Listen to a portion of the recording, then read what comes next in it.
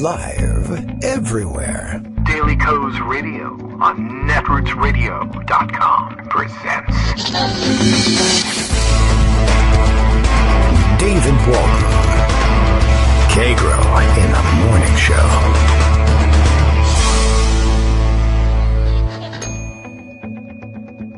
Now, here's David Waldman. Hey, good morning, everybody. How you doing? It is Tuesday, February 12th, 2019. Time for yet another show. It seems like we do this almost every day. And, boy, there's plenty to catch up on, of course. And no one here to help me catch up on it either. And another 2-hour delay. Thanks a lot to the school system who decided in their infinite wisdom that it might be about 33 degrees in the morning. So watch out. Could be dangerous ice. I don't know. I'm not really certain what they saw. And we have a weird county, as it turns out. The real issue with our county is there are some rural stretches where it really does freeze over a lot easier than it does in our more exurbanized portions of the county. And so the kids here benefit from the poor infrastructure there, I guess.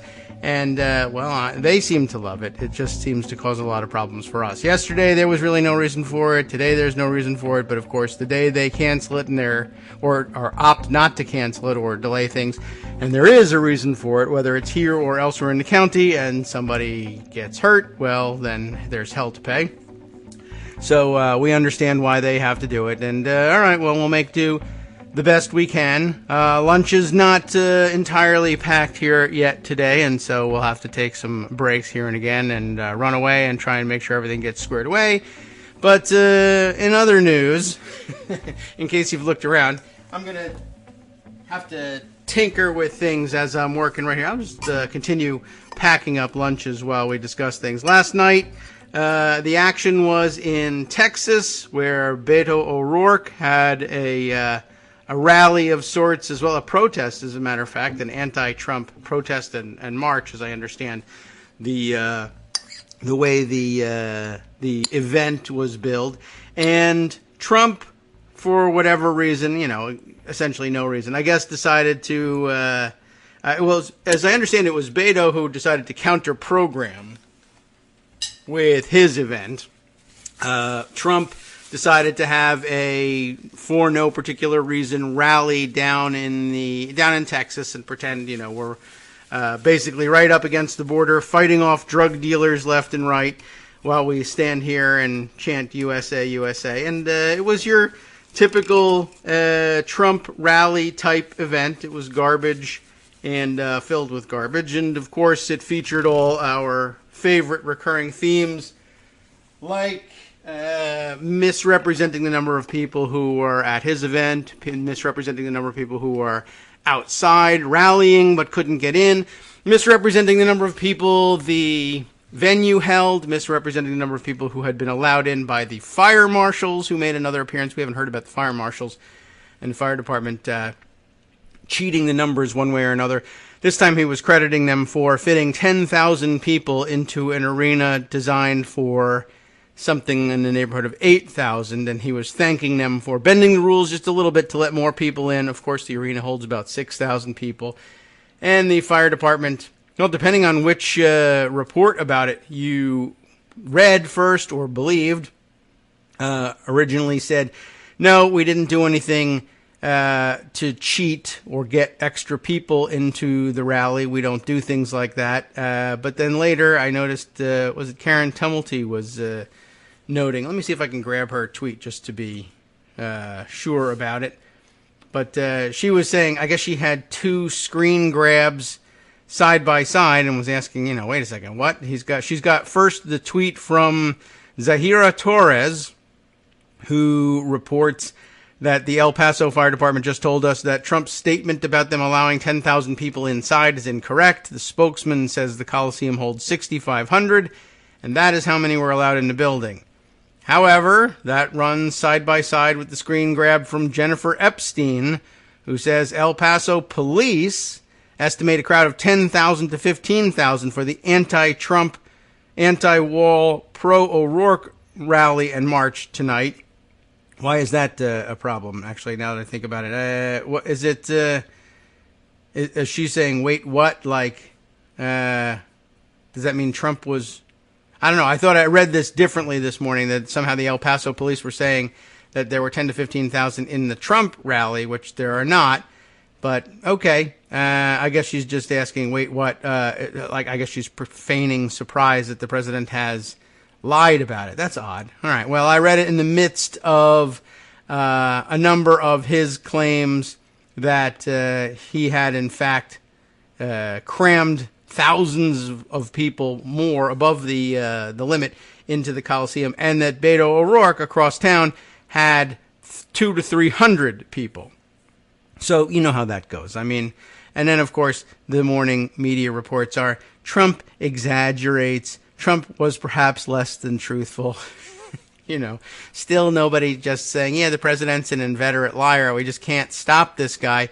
He's out of control. And he really is. It's, it's sad and disgusting. I don't know how else to put it. That's not news to any of you. Daniel Dale followed along, documenting all the lies, noting, I think, that this was the 57th time he repeated one particular lie, which was, I think, the one that that presidents have been trying to pass veterans' choice for 40 years, and only he was successful in doing it. And, of course, it was passed during the Obama administration, and he signed a law that made some changes to veterans' choice. But that, no, it wasn't something that presidents have been trying for 40 years. No, it wasn't something he passed. No, it's not something that was substantially changed by what he did, in fact, sign. But it's I think his favorite rally lie.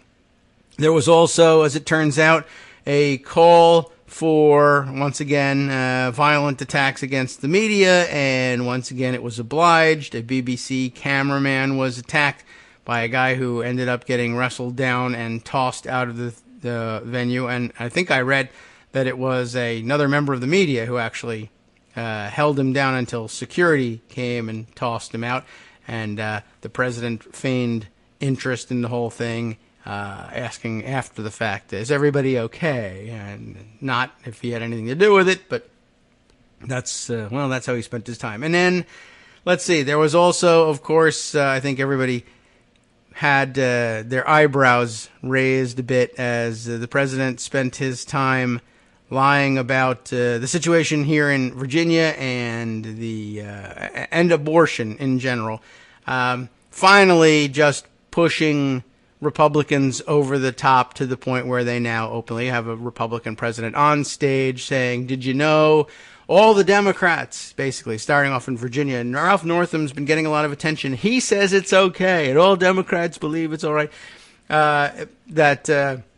Now they are even willing to allow babies to be born and then wrap them in blankets, make them comfortable, talk to mom and dad, and then execute the baby.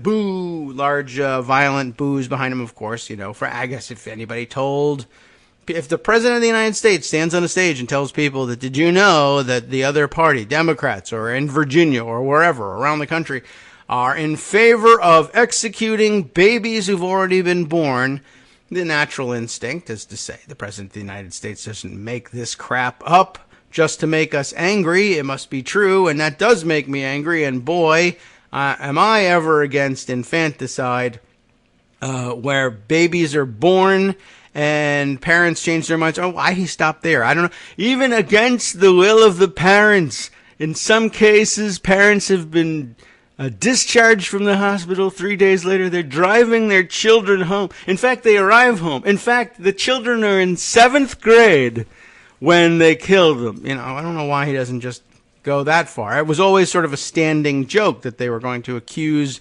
Democrats of being in favor of abortion after birth, and now it's no longer a joke, except for insofar as it's ridiculous that someone would do that. It's just also very dangerous that somebody is going to murder someone else over this claim at some point and say that the president told them it was true, and he'll simply, I guess, deny that when the time comes, and when it's necessary, he'll just say, I never said any such thing. Just as I assume he will change his mind about what's going on with the negotiations to keep the government open. We are up against yet another deadline for a shutdown. It is Tuesday. These things tend to happen on Friday.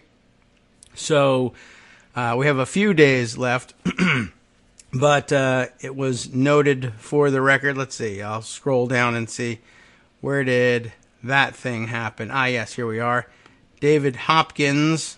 Who's David Hopkins? David Hopkins is a political scientist at Boston College, by the way, and author. We might as well plug him. Let's plug him. Have you written a book? Tell me about it. I'll say it on the air.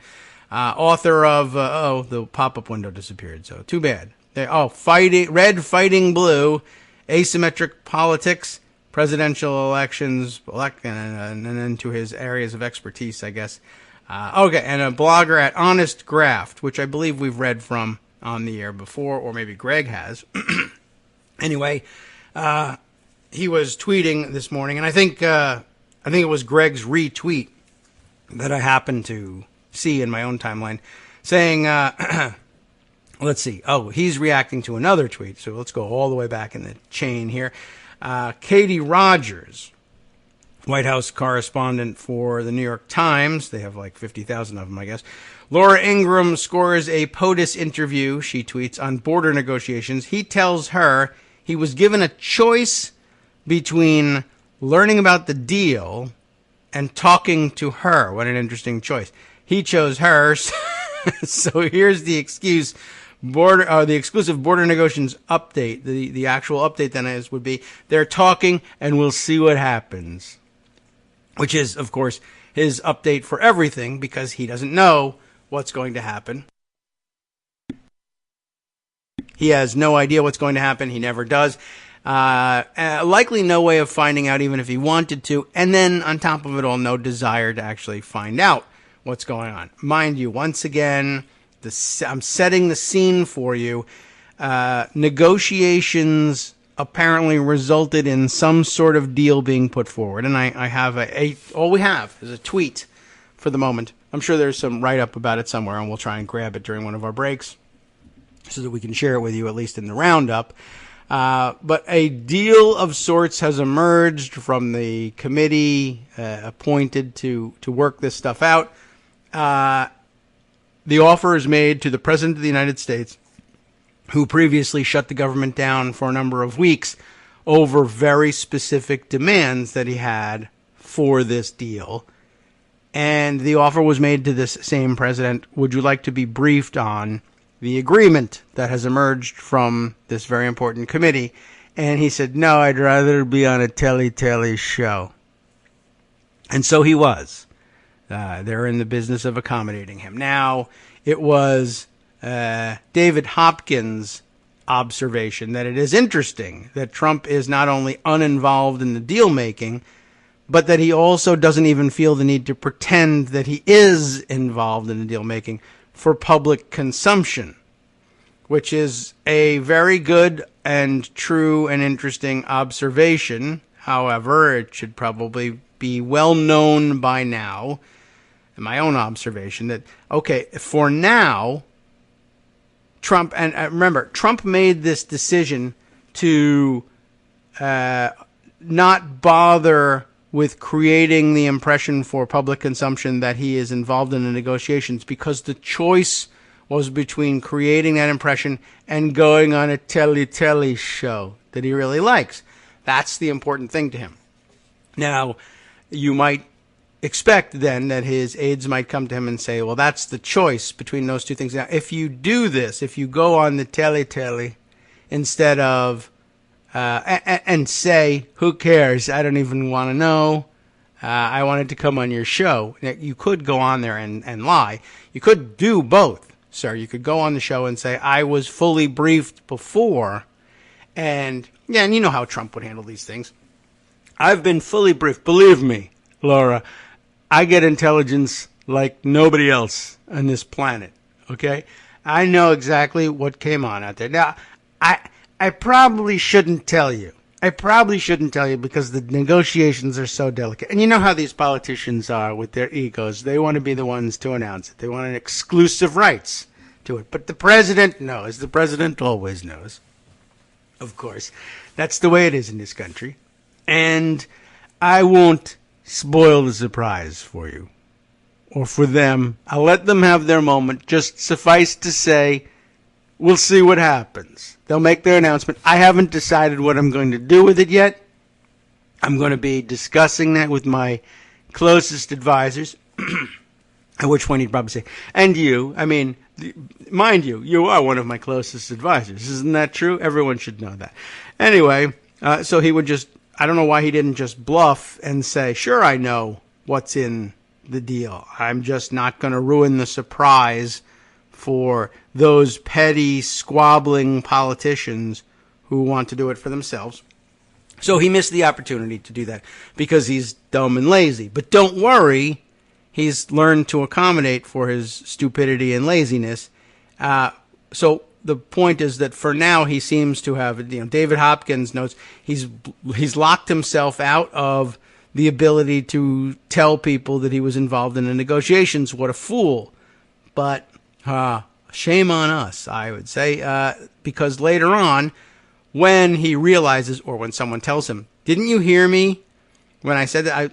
Or they might say, well, now, Mr. President, let me tell you what you should do. You're going to have to put yourself back into the negotiations in order to look involved. I know that.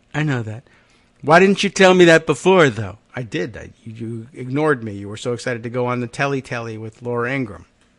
So it won't matter, right? In other words, David Hopkins' observation here only applies to normal people and normal presidents.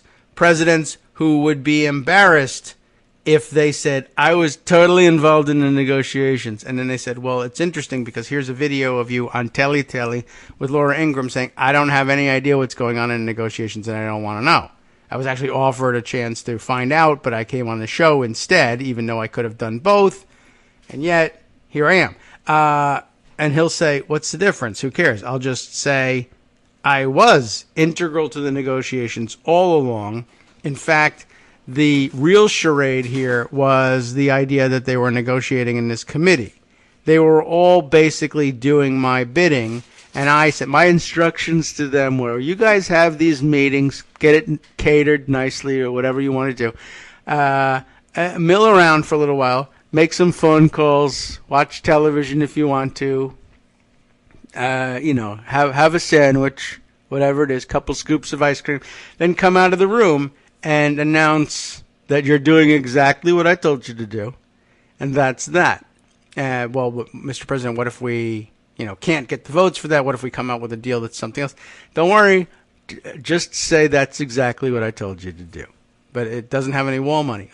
It's okay. Tell them how you. I know we could go on forever like this. How will you explain it to people who are going to be angry and say you insisted that there would be wall money in this one and there isn't? I'll just say, I didn't do that. So, who knows? I don't know when, if ever, they're going to catch on with these things. They're not catching on with anything anywhere. I did notice that. One of the other big lies from, one of the favorite lies from the rally last night, repeated again. And the signage made note of it, too. It's changed from build that wall or build the wall to it now says finish the wall. And the president in his remarks, I think at some point said, we should be saying, when they were chanting build the wall, we really should be saying finish the wall because we've built so many hundreds of miles of wall have been built on my watch. And of course, again, the truth is no, those miles of fencing were already built. There's been zero wall constructed in the 2 years that Trump has been president. Whatever, but he never acknowledges that. But now he's changed it over to finish the wall. And, people don't seem to notice that either. And who can blame them for not noticing it? When I turned on my Twitter feed this morning, although we had seen last night people saying, oh, well, he says finish the wall, but the fact is that they haven't done anything on the wall. You wouldn't know it if you weren't a political junkie and didn't see it in real time last night and you woke up this morning and you have a Twitter feed like mine. You would have seen The Hill reporting just this headline with some video of him bragging about it. President Trump in El Paso, quote, As I was walking up to the stage, they said that progress is being made with this committee. Just so you know, we're building the wall anyway. Close quote, and then a link to the article in the Hill. Immediately following that, a retweeted comment from Philip Rucker, who I think we all know, saying, just doing the same thing. Trump, as I was walking up to the stage, they said the progress was being made with this committee. Just so you know, we're building the wall anyway, close quote. Now, the Hill, their story was written hours ago, but they were just retweeting the promo for this thing. Philip Rucker's tweet being retweeted into my timeline was from 10 hours ago, but they were literally back to back. And just one of those things where we remind ourselves from time to time that just retweeting the president, whether ironically or not, how do we think Philip Rucker is retweeting the president here? Ironically, he's probably rolling his eyes, but he's simply offering up the quote. And then the Hill as well, simply offering up the quote. It may be that in the reports they file, they say, but that's not true, or, well, experts disagree, or whatever it is that they say to qualify this. But in the tweet, there's nothing. There's just the quote. So all there is a quote from the President of the United States saying, we're building the wall anyway, which is problematic for process people, but problematic for news media analyst people too. The two trusted news sources just run this quote that say the president says we're building the wall anyway, and there's plenty of room to note that they're not, but they don't. So I guess they are. And isn't that weird that people would come to this conclusion? Well, anyway, let's see. Oh, by the way, just so you know, I guess the extremes to which he was willing to go on his claims about the crowd size, which is a rather pathetic thing to get hung up over, of course. But let's see. This one from James Hohmann, who is the national political correspondent for the Washington Post. I have to remind myself every time, or at least from time to time, who these people are and who they play for. That changes every once in a while. His quote or his report from or about the rally in a 1 minute stretch. 1 minute. A single minute. Trump says 69,000 people RSVP'd to be at his rally in El Paso. Then he says the arena holds 8,000. It holds 6,500. But the fire department got 10,000 in. They got 6,500 in. Then he says tens of thousands of people are watching screens outside. But he's not done. Because then he says that he's got 30,000 people there. All within that same space of the same minute. And, he's mentally ill. What can I tell you? We didn't mention yesterday that I guess the president had his annual physical, was it the end of last week or over the weekend, possibly? And there was very little in the way of reporting on it this time. And I'm not certain why or what the strategy is here. I guess it's that, the president is drastically overweight and has a relatively poor general state of health, and they don't want to say that. And sometimes I think we go a little too far in reporting on the results of their physicals. I'm not certain that we absolutely, positively all have to have that information, but I don't know. I guess you'd like to get it in Trump's case because he's such a crazed liar and says such insane things about his health. You'd like to get the truth once in a while, but I have no expectation that we ever will. I don't know whether that's ever going to change. Anyway, I did say that we had a little bit of reporting, at least from, was it last night or this morning? Yeah, last night from Erica Warner, another Washington Post reporter. She covers congressional issues, according to her bio here. Erica Warner says the agreement reached last night, though she said tonight because that's when she said it, would include $1.375 billion for border barriers. Parenthetically, she notes 55 new miles of bollard fencing, and so therefore I guess not a wall, but a barrier nonetheless. I'm of mixed feelings about whether or not you hold that against Trump. Barrier, I don't really care. He goes back and forth between it's going to be a big, beautiful wall, and it doesn't matter if it's a wall, so who knows. The other issue that Greg mentioned yesterday, the ICE detention space, beds for detention centers. Democrats apparently have dropped a call for a new cap on ICE beds for detentions in the interior of the country. Overall cap on detention beds, though, drops from 49,057 to 40,520, according to a congressional official. And I guess that's supposed to be something of a compromise. We won't have a hard cap on the number, but we'll reduce the number. So I guess, take it or however you like here. There's further commentary from Erica Warner, who says, despite the decrease in the statutory number of detention beds, other aides saying the agreement contains flexibility to reach Trump's requested level of 52,000 beds. That would be something in the neighborhood of 12,000 or so beds more than the agreement would allow for. And then, of course, this familiar old trope, conservatives on the attack over this deal, but immigrant advocates are criticizing the outcome too, saying it doesn't achieve a real decrease in ICE beds. And then she goes on to just surprise everyone. If the definition of a compromise is a deal no one likes, ellipses, and of course that isn't the definition of a compromise, but it's hilarious, and I don't know, I'm not certain how much of that she believes. I hope none. Anyway, we'll be back in 2 minutes.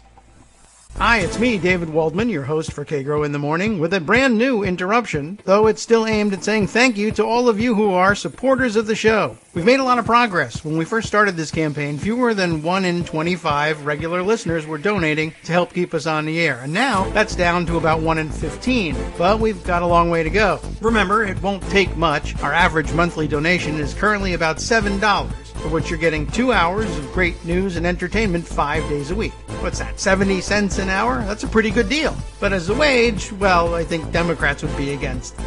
But if we all put our 70 cents together, or even half of us, that'd really be something. And my kids could go to college. Now, that's not all on you, but remember, patreon.com, Patreon.com, is there to make it easy. You can find us there by searching Kagro X, or David Waldman, or Kagro in the Morning, or even Daily Coast Radio in their search box, and you'll be right there where you need to be to make easy, recurring monthly contributions to support our show. Once again, thanks so much for your continuing support.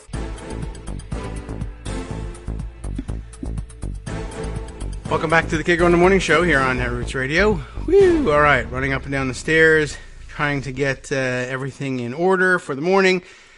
Let's see. Oh, some interesting updates from yesterday's show. Gil Aquino letting us know, as he does from time to time. Thanks for chiming in, Gil.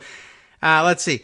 He says, I have lived in Philadelphia since 1989, addressing the very important food gaffe section of yesterday's show, the history of crediting, or I guess only penalizing, generally speaking, Democrats for their food gaffes, if that's what they are, but on the specifics of the Philadelphia cheesesteak things.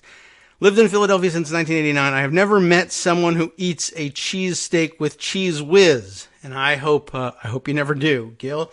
That's whatever. I know it happens, but gross. That stuff has anchovies in it. Oh, does it? That's even worse. I didn't realize that was the case, but I just, on the basis of it being goo that comes out of a jar, think it's probably a bad idea. Or is that, or Cheese Whiz, is that the stuff that comes out of the aerosol can? Which one is it? Does it come in both forms? I don't even know. Who cares? I don't like cheese, so you're never getting me anywhere near it, obviously. But yeah, that's pretty much kind of what I have always heard, that, that's sort of a disgusting thing, for one thing. And that, yes, the general consensus is that among people who actually live in Philadelphia and eat cheesesteaks on purpose. And I mean, I know, I like cheesesteaks just fine. I've always been under the impression that and I guess because I don't get authentic cheesesteaks, that the authentic cheesesteak cheese is provolone, which is not a favorite of mine. There are some cheeses that I actually will eat. It's cheeses that don't taste like anything. And provolone is about as close to that as you get. Mozzarella being the even less flavorful, I guess, of the two in terms of the pungency. But I actually like and enjoy the flavor of mozzarella. I used to like it only melted, on pizza, but I actually have gotten into eating it when it's fresh, good stuff. Eating it fresh, cold, it's very nice. So I have expanded my horizons a little bit.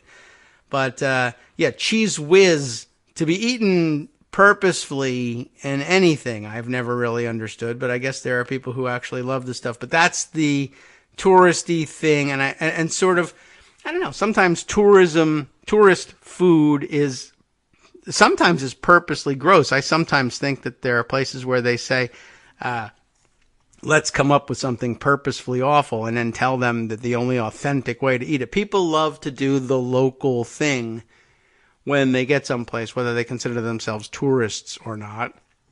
It's one of the more popular categories. If you ever use Google Maps when you're traveling somewhere, even if you're not necessarily there as a tourist per se, and you look around, explore the area, right, for food and drinks, and there's always a section on the local place, where the locals go. And I don't know how accurate it is, but everyone seems obsessed with doing things the local way and getting an authentic experience by eating the tourist version of what, I don't know. I'm not certain how that happens, but it's hokey and fun. And I guess that's one of the things people like to be able to do, to say to one another, have you ever been to Philadelphia? Yeah. Did you torture yourself the way I tortured myself? Yes, with Cheese Whiz at a specific dirty restaurant where I had to eat outside, and people peed on me. I don't know whether people do that or not. It seems like more of a New York activity, the stench of urine. But believe me, my experience with Philadelphia is old school, I guess you would say, Philadelphia. When I went to Philadelphia with any regularity, it would have been, I guess from the late 70s through the early 80s. And no cities were doing all that well in terms of not smelling like urine at that point. I can't imagine topping all of that off with having to eat Cheese Whiz. Right in the middle of all the regular whiz, which is awful. So, this is also a bad name, honestly, for Cheese Whiz. Okay, but that's the truth. And in most cases, I think if you live in Philadelphia and you want a cheesesteak, you put regular, normal cheese on it, including, as Atrios was saying, Swiss cheese.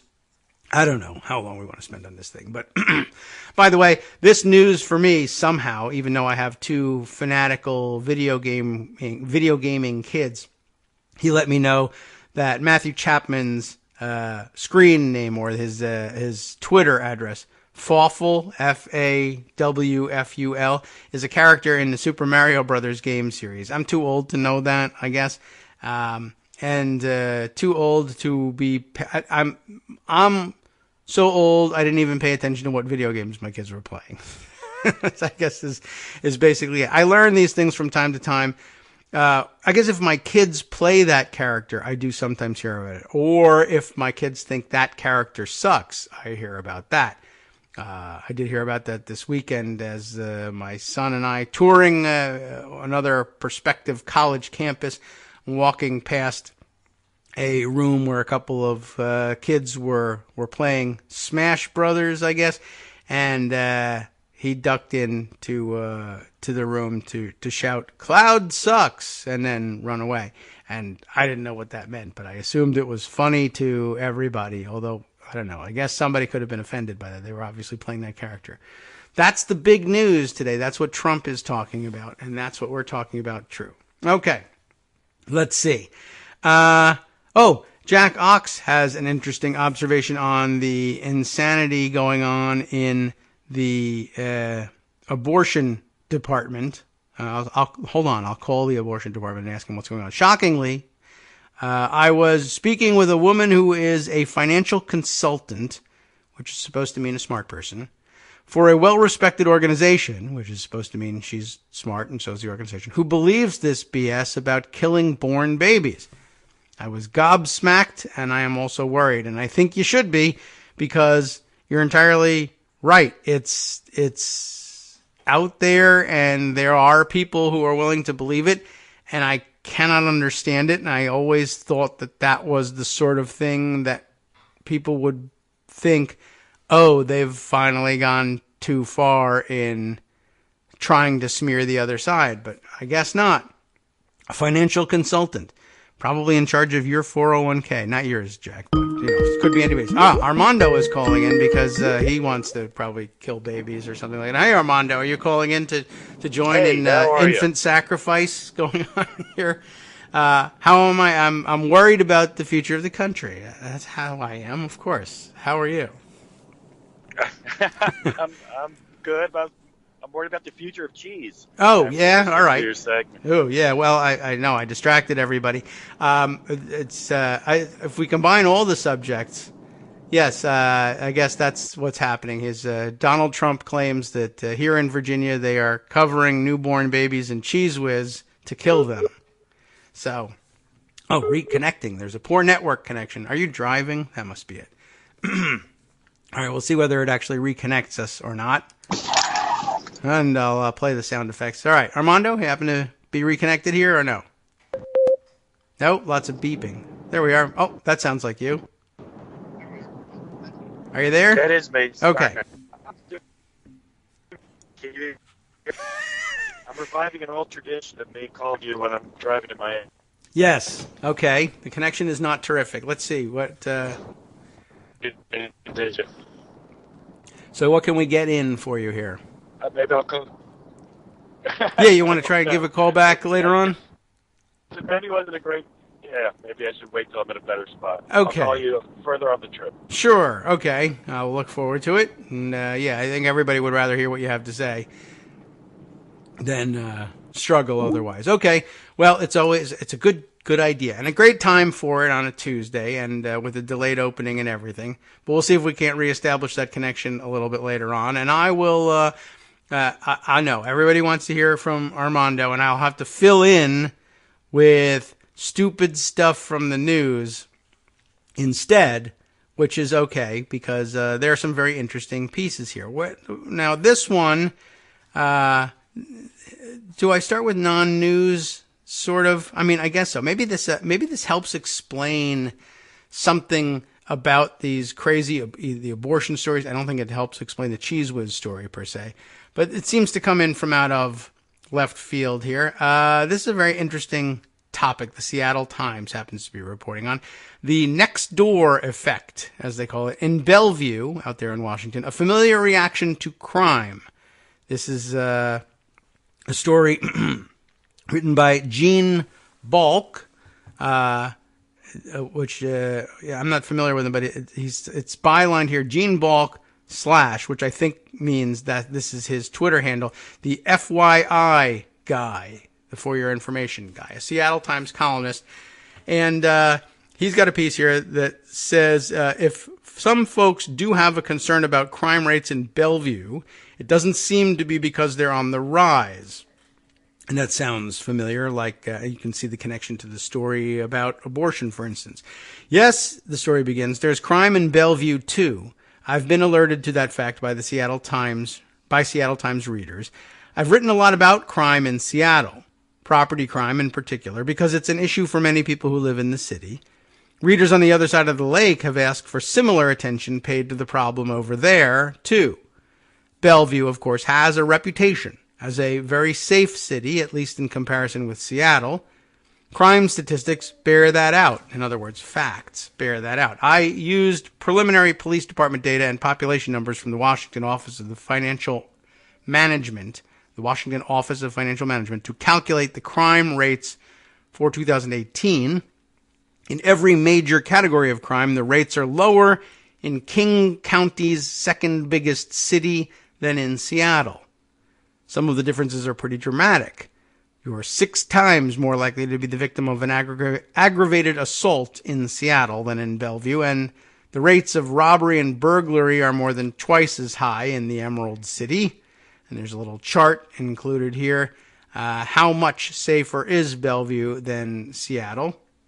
And it seems to be considerably safer. Some categories more pronounced than others. But just to give you a general idea, 4 homicides in Seattle during 2018. That's not bad, quite honestly. 0, though, in Bellevue, and that is good. Rape, similarly different. 32 reported in Seattle, 18 in Bellevue. Robbery, 213 in Seattle, 61 in Bellevue. You get the idea. 341 aggravated assaults in Seattle, 53 in Bellevue. Similar, I guess the high numbers are in larceny, theft. In other words, just stealing property off of people when they presumably aren't around. The numbers are high.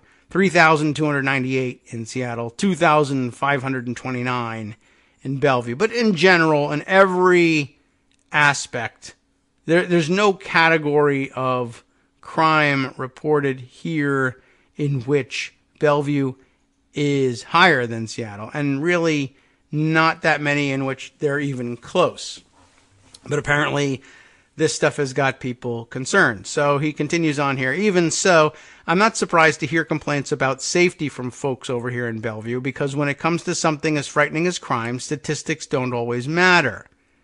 You see the way this develops? There's a thing you may be familiar with called the next door effect, said Seth Tyler, spokesman for the Bellevue Police Department.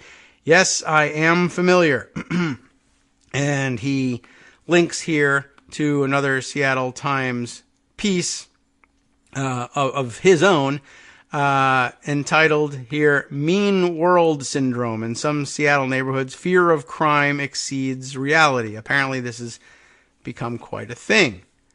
Tyler is referring to the hyperlocal website and social media platform. Again, it's hyperlocal. Well, it's not hyperlocal at the heart of things, but again, another social media platform at the heart of a strange disinformation effect. So he's referring to the hyperlocal website and social media platform nextdoor.com.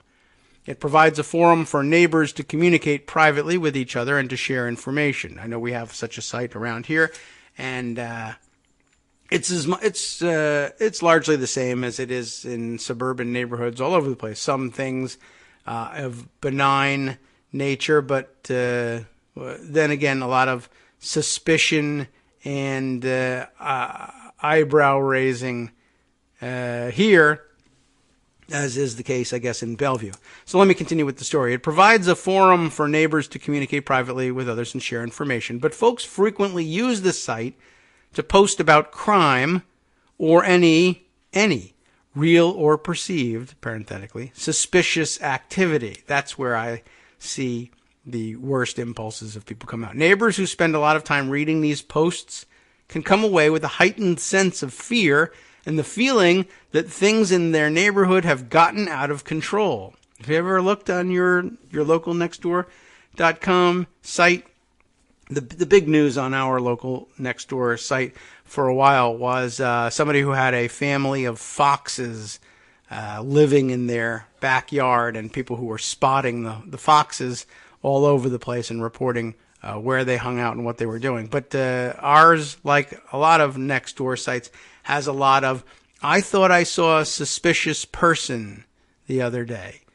And of course, very little in the way of the description of the person. And then somebody else, is prompted to write, I saw a suspicious person.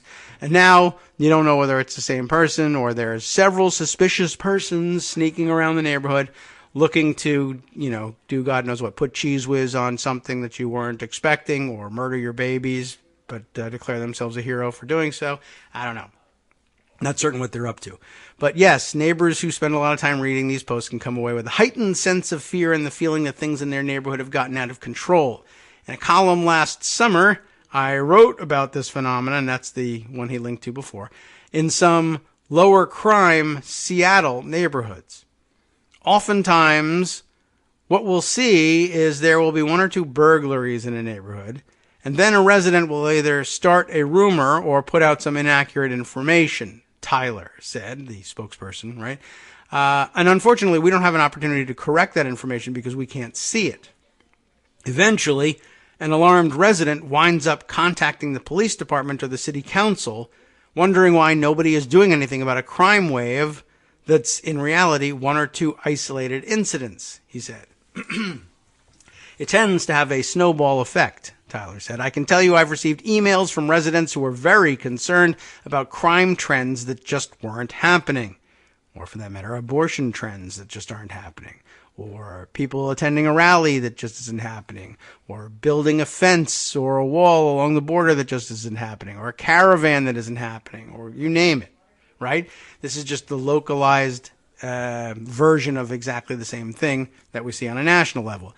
But he adds that the city conducts an annual survey of residents' perceptions of crime and safety, and that the vast majority say they feel Bellevue is safe and that they have a lot of confidence in the police department. The rest of them walk around in Trump hats saying, kill them all, let God sort them out, I guess. All right. One of the perennial complaints here in Seattle is about police response times to non-emergency calls. A lot of people say they've given up reporting property crimes because of it. In Bellevue, apparently, this issue does not exist. Even for low-priority crimes, the response times are short, Tyler says. And if, for some reason, there is going to be a delay, they will always call to let you know. Well, not always. It's just they will call to let you know. Folks aren't waiting around 4 and 5 hours, he said. I have not, in the past year, received one complaint about waiting an inordinate amount of time for an officer to respond.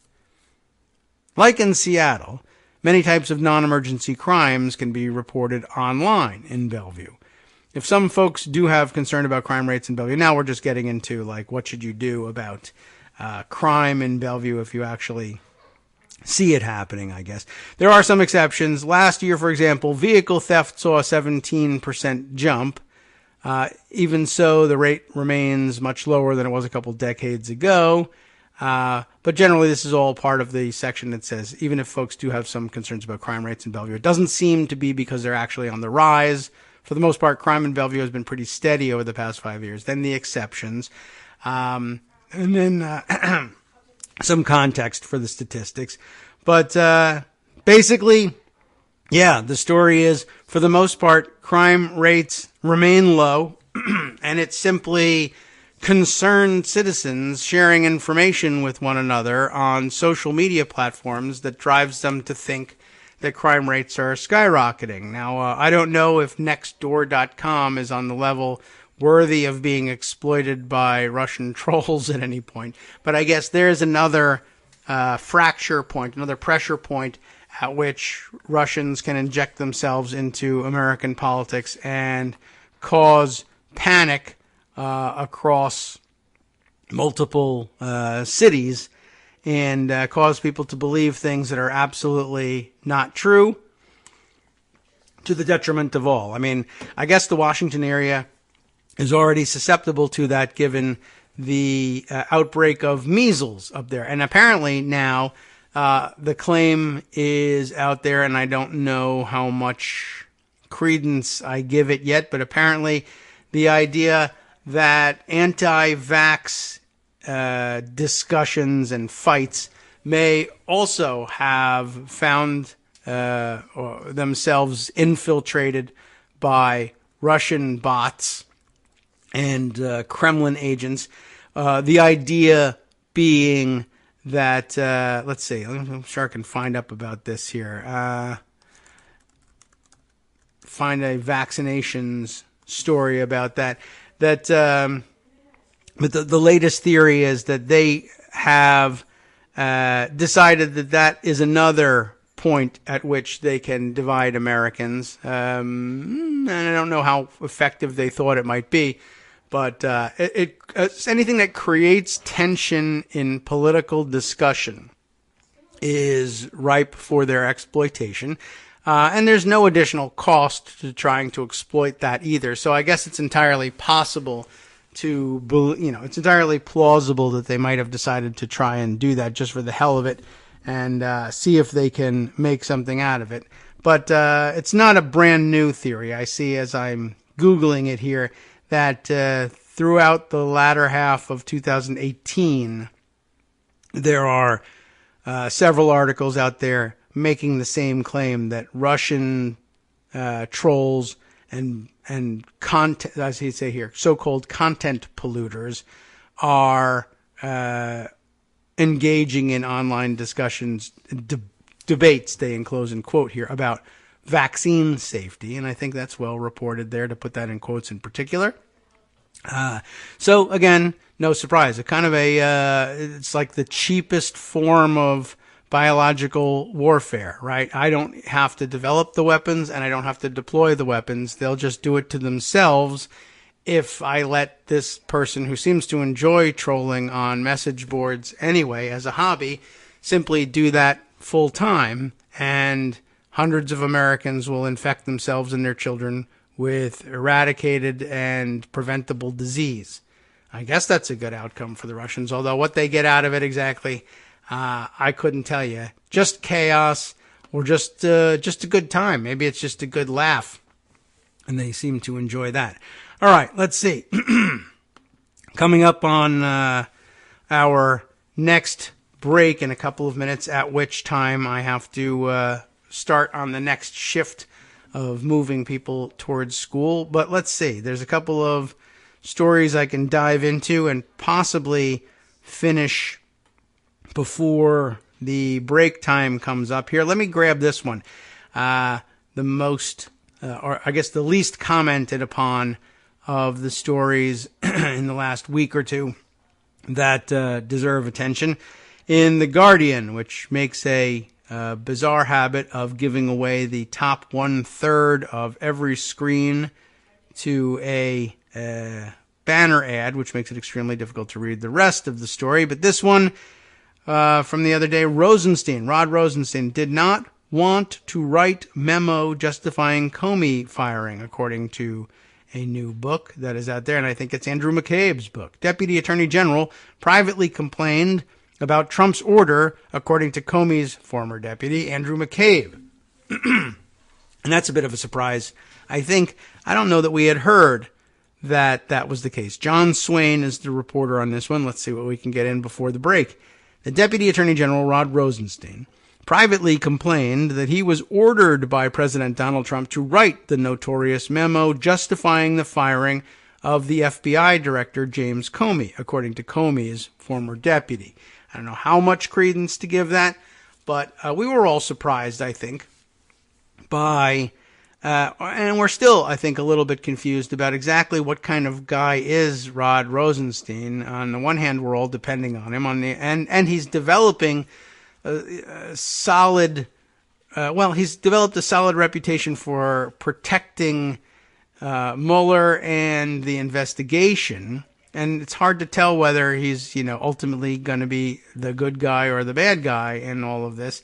But that memo always, I think everybody was a little bit confused by that.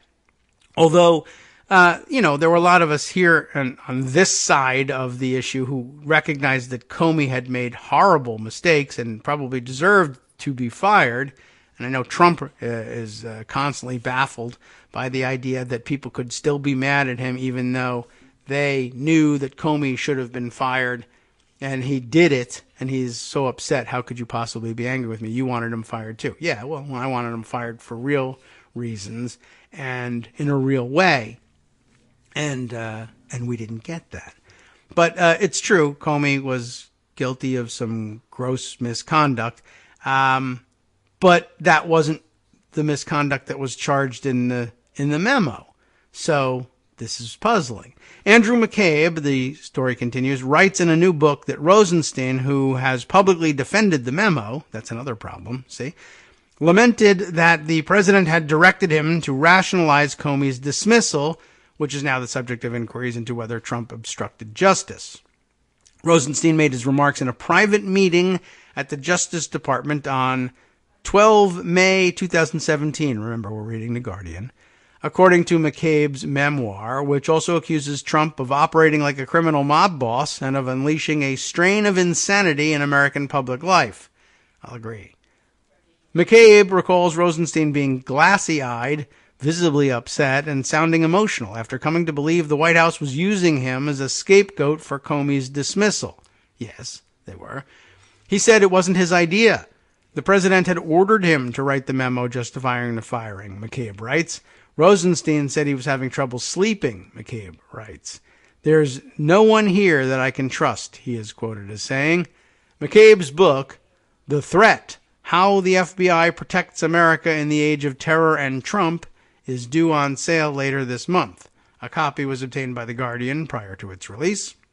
The account supports reports, that rhymes. The account supports reports last year that Rosenstein was left shaken by his role in Comey's firing. It provides the strongest indication so far that Rosenstein's private view on the memo clashed with his testimony to Congress, saying, I wrote it, I believe it, I stand by it. His memo was cited by Trump as a reason to fire Comey over his handling of the FBI inquiry into Hillary Clinton's email use as Secretary of State. Trump later said that he in fact fired Comey for pursuing the investigation into his presidential campaign's links with Russia, which was rather unbelievable development, and you all remember that. At the time, the White House flatly denied that Trump had directed Rosenstein to write a justification for firing Comey. It was all him. Sean Spicer, then the press secretary, said of Rosenstein. Okay, well, that's pretty plain. 5 days after his emotional remarks, Rosenstein appointed Robert Mueller, the special counsel, to take over the inquiry into whether Trump's team coordinated with Russia's interference in the 2016 election. U.S. authorities concluded Russia aimed to help Trump. Mueller is also known to be investigating whether Trump sought to obstruct justice by firing Comey and taking other steps to impede the investigation. No news in the last two paragraphs there, but we'll continue with this story and continue to try and move the kids along the conveyor belt after this brief 1-minute break. We'll be right back.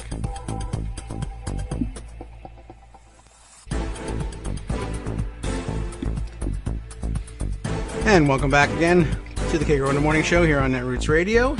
Wow, okay. I think everything's proceeding apace here, but let's continue with the Guardian's write-up from John Swain. Just check to make sure. Yes, his write-up of Andrew McCabe's tell-all, or tell-some, book due out in bookstores and I guess that Naked Selfie Guy's online store later this month. So, yes, there's the problem of Rosenstein publicly saying that he stands by the memo, and the White House's denial that they demanded that the memo be written. And while we know what to do with a Trump White House statement, read it as meaning the opposite, we're not typically given to thinking that about Rosenstein's public comments, but I guess if he's commenting in his capacity as a Trump administration official, I suppose the rule could apply to that statement as well. All right, so let's see. We had left off here, and we'll continue. McCabe, a 22-year FBI veteran who was fired after internal investigations said he had been dishonest, which is not great news for his book, I guess, but who knows whether the internal investigation was itself honest. He is scathing about a president he views as posing a threat to his country, and there I agree. He accuses Trump of undermining the FBI out of fear and diminishing the rule of law. In his sharpest criticism, McCabe writes that after firing Comey, Trump and the White House counsel, Don McGahn, acted like mobsters by in effect offering McCabe protection in return for loyalty. This is interesting. The president and his men were trying to work with me the way a criminal brigade would operate, McCabe writes, recalling an Oval Office meeting soon after his elevation to acting FBI director. He confirms reports that Trump asked him how he voted in 2016. Having been a lifelong registered Republican, McCabe writes, he did not cast a vote for president that year. McCabe was later publicly attacked by Trump, who abused him and his wife in tweets. So a lifelong Republican who I guess was too disgusted by Trump to cast a vote in 2016. Unsurprisingly, then, that Trump would throw him out, even though, basically, I don't know. I'm not sure how he thought that was going to go over with the president, but there you have it. I'm not certain whether I believe it or not, but there it is. McCabe portrays Trump and his senior aides as frequently distracted by TV news and suspicions of leakers in the White House. Sounds familiar. He is also sharply critical of Jeff Sessions, Trump's first attorney general, saying he had trouble focusing, frequently flew into red-faced rages, and confused classified intelligence with things he had read in the media. That also sounds familiar. He accuses Trump of using the tactics and rhetorics of totalitarian dictators and persuading loyal shock troops that anyone who disagrees with them is a traitor. Trump's heedless bullying and refusal to tolerate any view other than his own is nurturing a strain of insanity in public dialogue that is then further amplified by online media, McCabe writes.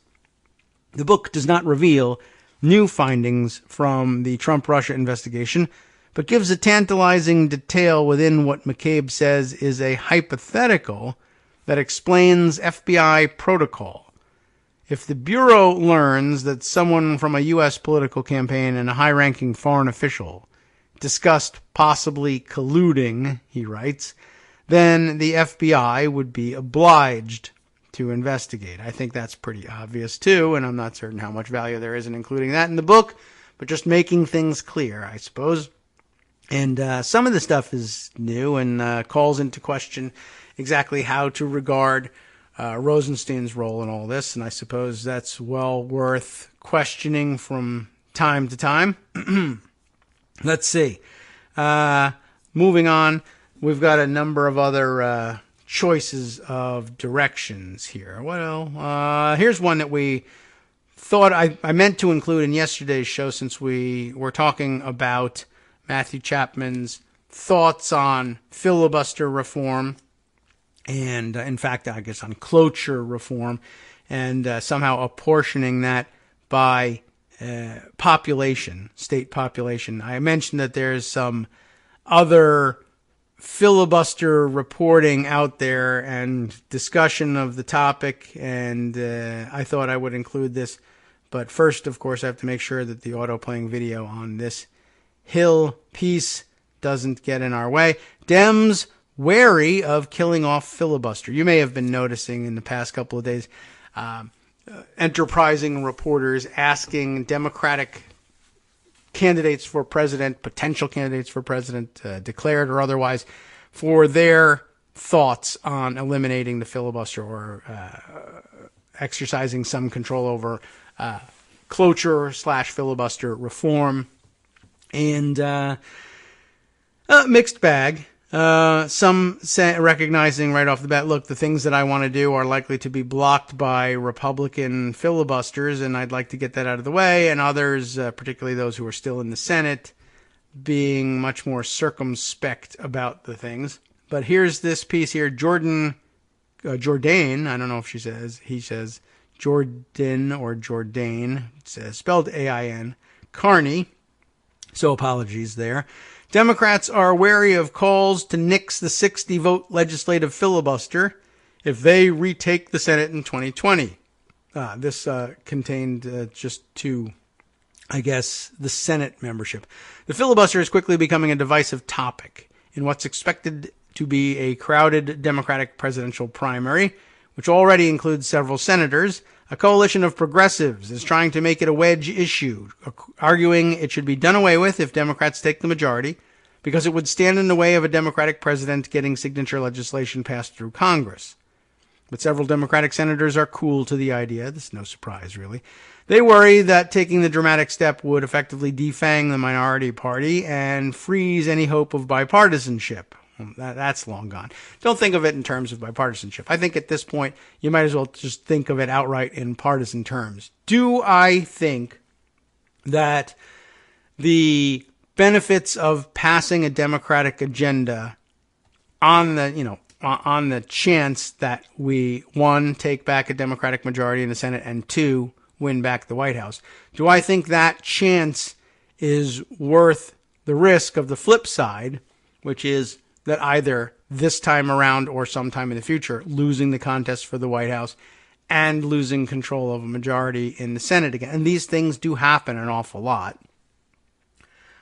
Is it worth allowing the fevered dreams of Donald Trump in a second term, or whoever succeeds Donald Trump as the next Republican in the White House, and who knows where things can go from here?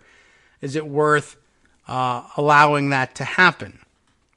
And I think you should be thinking about it in those terms instead. And it's funny because that description actually makes it sound like I oppose the elimination of the filibuster. And I think on balance, I'd have to stick to the same position and simply say, the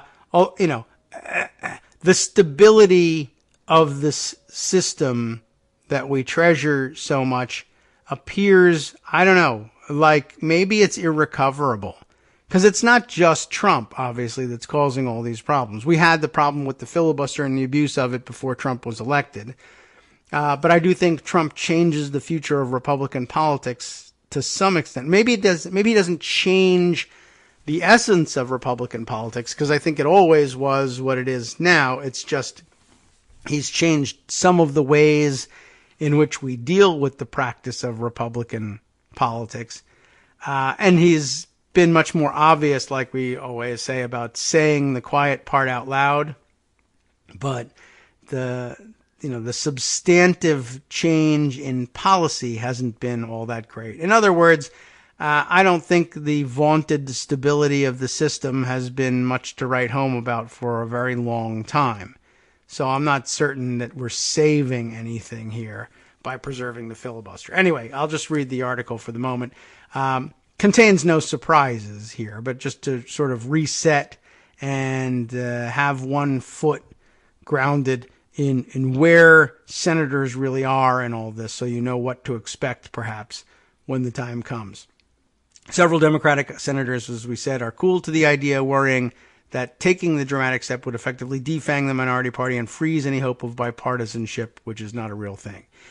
They also think the change would turn the Senate into the House, where the majority completely rules. It's just that it's always been the House. They just deny it to themselves. The Senate is the Senate. I served in the House. I don't want to serve in the House again, said Senator Dick Durbin, the number 2 Senate Democrat. There comes a time when the Senate has a responsibility to protect the minority. Well, I don't know why it always falls to us. Senator Joe Manchin of West Virginia asked if he would support getting rid of the filibuster, also quickly shot down the idea. Never, he said. It's a function of our presence of the Senate. Of the Senate, yeah. Basically, trying to bring this country together and keep it together. The fight comes as Democrats roll out myriad big idea proposals, including a single-payer health care system, often referred to as Medicare for All, and a Green New Deal that would pump money into the creation of green jobs and policies to reduce climate change. Those advocating for the end of the filibuster say such bills will be dead on arrival in the Senate, even if they are passed by the House. Probably true. Even if Democrats are able to win back the chamber in 2020, they are unlikely to win support from Republicans to get 60 votes on many measures. Ezra Levin, the co-executive director of Indivisible, said on Thursday that the Green New Deal will never happen while the filibuster lives. Believing you can pass the Green New Deal without axing the filibuster is a little like believing climate change will go away on its own, he added in a string of tweets.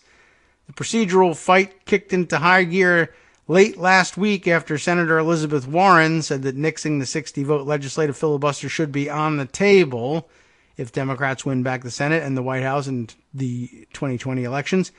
You keep it all on the table. Don't take anything off the table, she told Politico. There's no reason to take things off tables. Other 2020 contenders have not gone so far. Senator Cory Booker said that he would personally resist any attempts to get rid of the filibuster. My colleagues and I, everybody I've talked to, believe the legislative filibuster should stay there, he said. Well, talk to me. That brought a brushback from progressives. The website Think Progress wrote a headline about the comments that stated Democratic Senator Cory Booker promises to sabotage the Democratic Party's legislative agenda. That's rather rude. It's not just progressives who have discussed getting rid of the filibuster. The article notes President Trump has repeatedly urged Senate Majority Leader Mitch McConnell to kill it off, arguing it was keeping Republicans from enacting their agenda. Mitch, use the nuclear option and get it done. Our country is counting on you, Trump said in a tweet late last year referring to a Senate rule that would be used to end the filibuster. We don't know that that's how it would go. McConnell, journalistic malpractice. McConnell, a Senate traditionalist, no, he is not, has repeatedly said that he does not have the votes within the caucus to end the filibuster. He's not a Senate traditionalist. A Senate traditionalist would have voted on or at least held hearings on the Merrick Garland nomination. Don't let anybody tell you he's a Senate traditionalist. On one question, he claims to be a Senate traditionalist. Even as he abuses that tradition in abusing the filibuster whenever he can. There's nothing traditionalist about him. The Senate has made changes to its filibuster rules in recent years, and you're welcome for that. Democrats, led by then Senate Majority Leader Harry Reid, nixed the 60-vote threshold for most nominations in 2013, requiring that a nomination get only a simple majority to break a filibuster. Republicans got rid of the same hurdle for Supreme Court nominations in 2017. Senate Minority Leader Charles, and we know him as Chuck Schumer, who would presumably be Majority Leader if Democrats took back the chamber, maybe, has expressed regret that Democrats triggered the nuclear option in 2013. I argued against it at the time. Don't say that. It doesn't make you sound as smart as you think. I said both for Supreme Court and Cabinet should be 60 because on such important positions, there should be some degree of bipartisanship, Schumer told CNN in 2017. Some Senate Democrats have pitched a rules package during previous Congresses that would have included changes to the filibuster, like getting rid of the filibuster on motions to proceed. Senator Chris Murphy of Connecticut said that he would be open to changes to the legislative filibuster and noted that roughly 45 Democrats backed changes pitched by Senators Jeff Merkley and Tom Udall in 2013. I'd take a look at it. You know, I've always thought that our founding fathers are probably rolling in their graves watching how hard we've made it to pass legislation. They set up a system of government that was already designed to be intentionally difficult to change, and we've made it even harder, he said. 28 Democrats currently in the Senate signed a letter to McConnell and Schumer in 2017 after Republicans got rid of the 60-vote filibuster for Supreme Court nominees, supporting keeping the legislative filibuster. Senator Tim Kaine said on Thursday that while he supported getting rid of the 60-vote filibuster for executive nominees and lower court picks, the 60-vote requirement for legislation serves an important purpose. I'm not yet convinced we need to make that change on legislation. Senator Chris Coons from Delaware, who helped organize the 2017 letter, said progressives who want to get rid of the filibuster are, quote, wrong. The strong temptation of the opportunity to achieve some short-term legislative gains will be outweighed in the long term by losing the one barrier that prevents the Senate from allowing whatever passion is currently running through the House and the presidency from becoming law, he said. Asked if he thought the caucus would support getting rid of the 60-vote legislative filibuster, he added, President Trump thinks it's a great idea to get rid of it. Perhaps progressives should think that over. Well, I try not to factor Trump into the thought process of what to do when we're in control. I guess that's supposed to be an interesting scare tactic. So, okay. In all likelihood, what you end up with then is a Democratic president and a Democratic Senate that just sees large-scale Democratic initiatives stall, only to be followed up by, after frustration with the inability of Democrats to make major changes, probably another Republican administration, possibly Republican majority in the Senate that just does the job instead. I mean, that was what was predicted last time, and that's largely what we got, except that we were able to see some of the frustrations of the Democratic majority break through a little bit before it all fell to pieces, such that at least a decent number of lower court nominations were processed and seats on the bench filled before Republicans took over and did pretty much what we told you that they would do, just take things just a little bit further to do whatever it is that they wanted to see done after all. So, we could have waited. I guess here's the deal. I understand the caution and I understand the worry because there is risk. They're not wrong that there's a risk involved. But if you take the aggregate of the advice of the Democrats quoted as having cold feet in this article, if you had taken, the question is now, do you take their advice in a hypothetical 2021 where there's a Democratic president and a Democratic majority in the Senate? Do you take their advice and leave the filibuster in place despite the loss of important agenda items in exchange for maintaining our safety should the situation reverse itself? And if you're wondering what to do with that advice, I guess all you have to do is let's look at, one, the fact that they were giving the same advice in 2013, and two, the fact that they lived through 2016, 17, 18, and are still giving the same advice. Progressives who are just wrong told you that if you didn't eliminate the filibuster or reform the filibuster, Republicans would do it when they felt it was necessary. And you would be sitting there holding the bag. You would have missed out on everything that you wanted to get done. And Republicans, in the meantime, would get exactly what they wanted in the end. So we have a hybrid of that. Eventually, Harry Reid changed his mind. We should be clear about that fact that he changed his mind. He stood where these other guys stand for most of his career. And most of the time between 2008 and 2013, he stood with the rest of them against changes in the filibuster for all the same reasons, all the same stated reasons.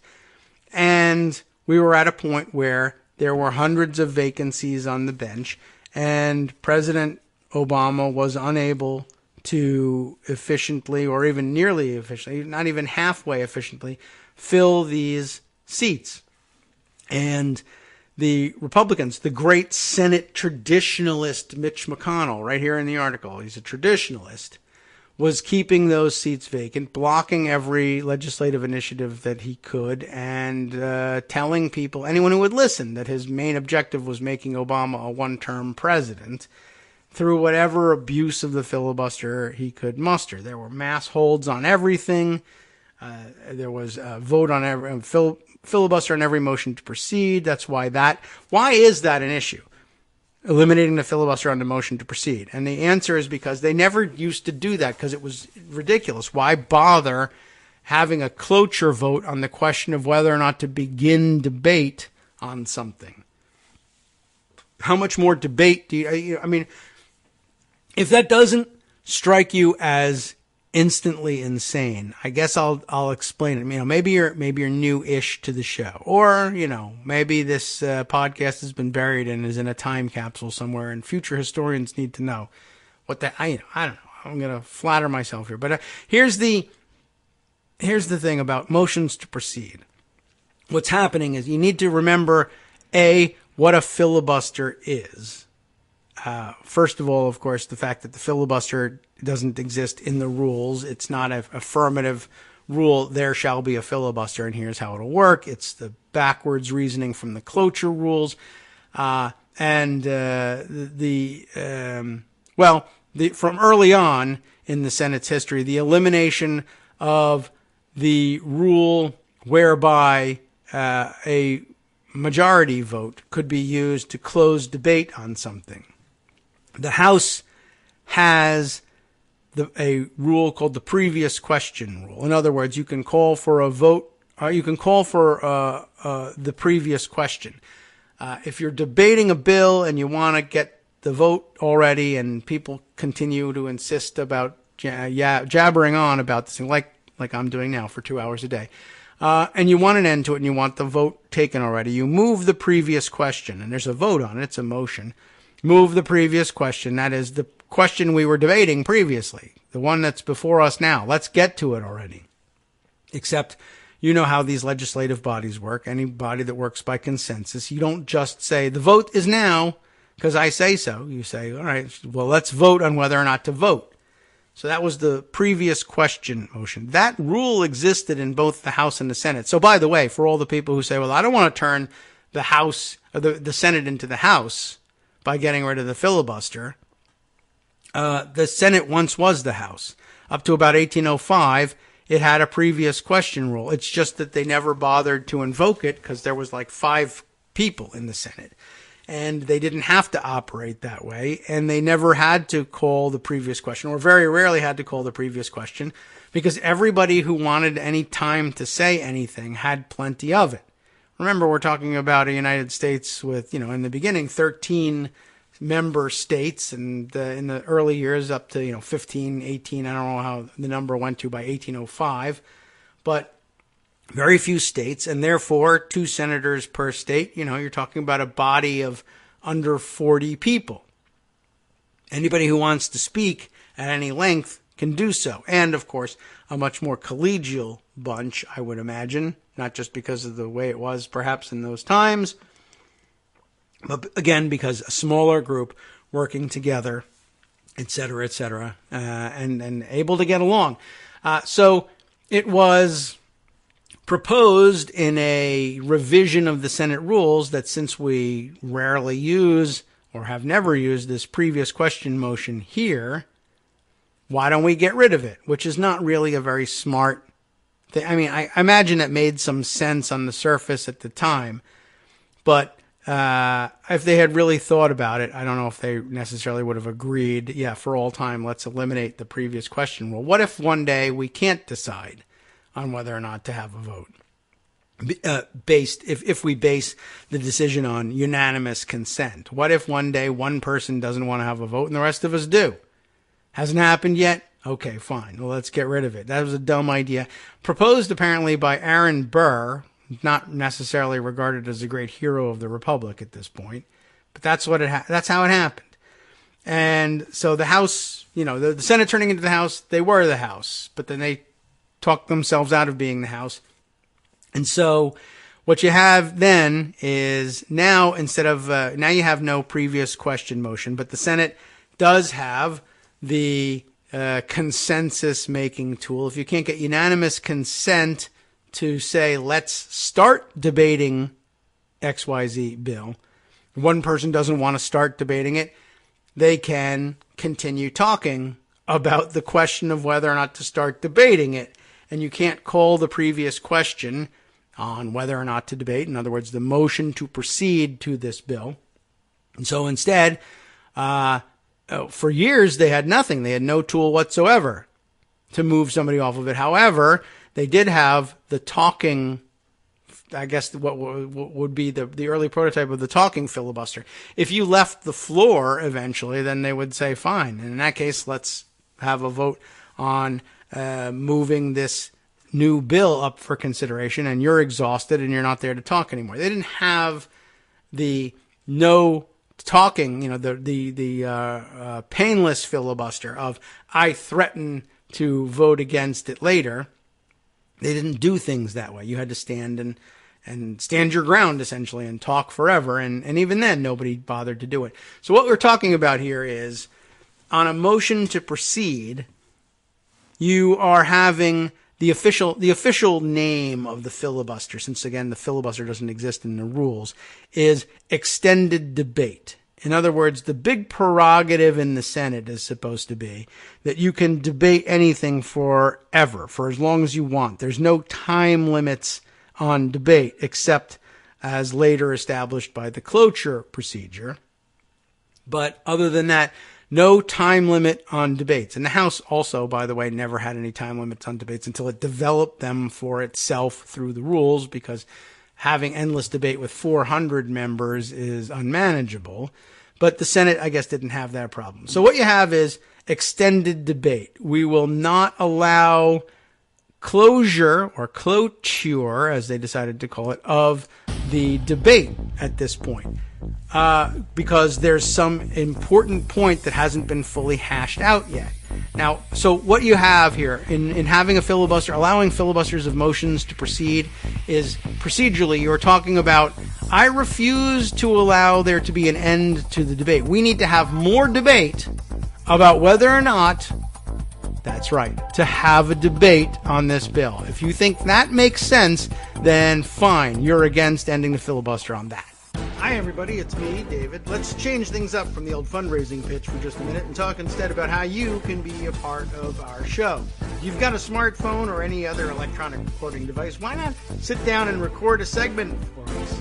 Read us an important article and give us your take. Read one of your own original essays, or even just give us your commentary on something you'd like to share that's important to you. Then send the file to me at kagrox@gmail.com and I'll try and work it into the show.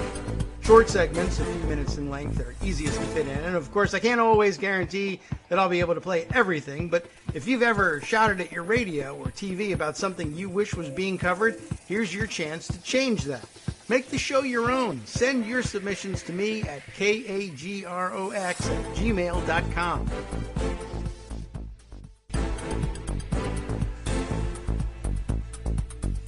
Welcome back now to the Kagro in the Morning Show here on Netroots Radio. Did that make sense on the exit? I guess essentially what I was trying to say there was, if you are against ending the ability to filibuster a motion to proceed, you're essentially just for like chaos in the Senate, which perhaps is like turning the Senate into the early House. The chaos being you are saying that it makes sense to you that there should be extended debate, that there needs to be more debate every time about whether or not to open the debate on a bill. Now, I don't understand semantically how you can approve of something like that. Clearly, though, what you're for is not the substantive value of the filibuster, but for the procedural value of the filibuster. More opportunities to block other people from getting what they want, even if it's a majority of the Senate. Now, of course, Matthew Chapman made good points yesterday about that. Well, is that a majority of the population or just a majority of the Senate? And that's previously had been considered a separate issue, but I suppose you could combine the two of them and ask the question that way.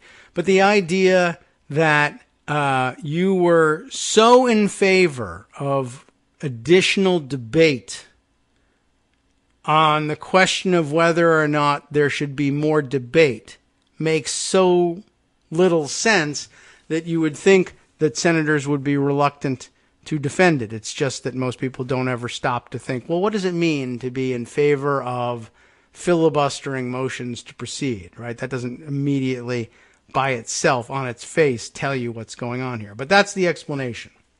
I want to debate Medicare for all. But first, I think we should continue to debate whether or not to debate this question. All right, I guess that's where you are. That's what you think the founding fathers wanted. I just want you to know that Chuck Schumer thinks that makes sense. Let's see. Chris Coons thinks that makes sense. Tim Kaine thinks that makes sense. Joe Manchin thinks that makes sense. Cory Booker thinks that makes sense. I guess out of all the people quoted in the article, only Chris Murphy says that, well, maybe that part doesn't make sense. Maybe that part we should get rid of. Although I suspect that the rest of them could be convinced to get rid of the filibuster on motions to proceed as well. It's a step. And I guess if it's offered, we should take it up. But yeah, the idea somehow that it was the idea of the founders that you should really be able to block even the consideration of a proposal just based on, I just don't want it.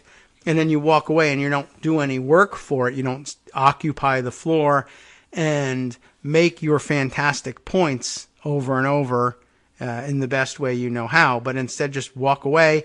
And that's what happens. The legislation favored by 60, 70 perhaps percent of the country doesn't get considered because you said you didn't want it. I'm not certain that the founders really had that in mind. But, this article is willing to say that Mitch McConnell is a great Senate traditionalist. So I guess they all get to call themselves traditionalists on that front. All right. I think that's probably it on the filibuster for today, unless I spot. And I do have a feeling that there's another piece of the puzzle out here somewhere in terms of write-ups on what might happen with the filibuster in the next Senate, but I guess not. I don't see it at least all that close at hand. All right, so we can move on to a couple other things. I'm wondering whether Armando either crashed eventually or whether he's just in a dead cell zone area or has decided, no, let me listen to the filibuster, or I don't know why. But certainly the door is open if you wanted to try and give us another call and see if the connection is any better. It may just be that you're just in a bad place.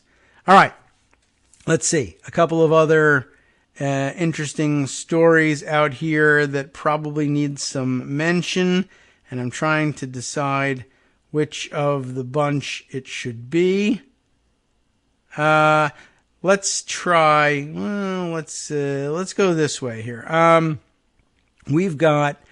I don't know. I don't know if I agree with this one or not, but let's give it a try anyway, because who knows what that could lead us to. Matt Fuller had a piece in the Huffington Post, or Huff Post as they now call it, if I have that right, which posited this summation of what's going on. Nancy Pelosi keeps testing the left, and the left keeps taking it. Liberals keep playing nice even when Pelosi doesn't. It's sort of a parallel story, or a story that parallels the way Democrats and Republicans sometimes interact with one another. I'm not necessarily in agreement with this take, but it comes up from time to time. Let me read the piece here, and I guess we could critique along the way if necessary. In just over a month as Speaker, Nancy Pelosi has deftly navigated Democrats through the shutdown and solidified her position atop the House Democratic caucus. But, at what point does the reluctance of progressives to hit back at Pelosi's mounting slights start looking less like sophistication and more like an indication that the resurgent left is soft? And just, by the way, to give you some indication of where this is coming from, if you're not familiar with Matt Fuller, and I'm not necessarily all that familiar, the video that accompanies the piece is video from the Young Turks video program. Anna Kasparian doing the speaking here. And I have never really been a huge fan of the Young Turks, and I think that they frequently see things in a reactionary light and like fights for the sake of fights more than analysis, let's say, for the sake of analysis. But that's frequently the case with a lot of people. But just to let you know where this is coming from. Continuing with the story, though, because it does have some points here, and it's worth considering it. And I'm sure that there are a lot of you who actually feel the same way. And if there's reason not to, I would like to discover what they are and share them with you. When The Intercept revealed this week that Pelosi's top healthcare staffer met with Blue Cross Blue Shield executives and criticized Medicare for All, progressives generally took a pass on attacking Pelosi. That would be progressives inside the House. I guess Representative Rashida Tlaib, we all remember her, refused to take the bait. Until I hear my speakers say that there's an issue, I'm not. For me, it has to come from her directly, Tlaib said. I guess I'm not either. I don't know whether she pulled up short on the thought or if she was responding to a direct question, the phrasing of which made sense out of a comment like that. But okay, Representative Alexandria Ocasio-Cortez, of course she'd come into this, said she hadn't read the story but wouldn't criticize Democratic leadership when asked if they had done enough at this point to advance Medicare for all, which is actually two actually sensible responses to, a muckraking story. I think actually, now that I think about it, they were looking for a fight as between these two and the speaker, and they were like, I don't really know exactly what you're talking about, so I'm not going to create that fight. It's actually quite wise. Normally the sort of thing progressives would be in favor of. And I would guess that rank and file progressives were probably perfectly pleased with those answers if they stopped and thought about what does it mean that the Young Turks is angry about something. And even though the sponsor of the Medicare for All bill, Representative Pramila Jayapal, said that she was, quote, not happy, obviously, unquote, she praised Pelosi's support for hearings on the legislation. When Pelosi dismissively called the Green New Deal, we remember this from the other day in the Politico article, right? The Green Dream or whatever they call it. Nobody knows what it is. Pelosi added, Ocasio-Cortez once again avoided criticizing Pelosi. I think it is a dream, Ocasio-Cortez said on Thursday. I think it is a dream, I guess is what she probably emphasized. Other progressives have shown Pelosi similar deference. It's, not an unwise thing to do with her at the top of the caucus, despite the obvious mocking tone she used to describe the resolution, and I think that was probably uncalled for. I wasn't there. I haven't seen what she said, and honestly, I really don't care. That's not a bad answer, said Jared Huffman on Thursday, congressman from California, because I know Nancy Pelosi. I know her commitment to doing something big on climate, and I know her record. Pelosi seems to have avoided the sort of criticism conservatives would dish out to a Republican speaker if they felt dissed, because progressives generally believe Pelosi is on their side.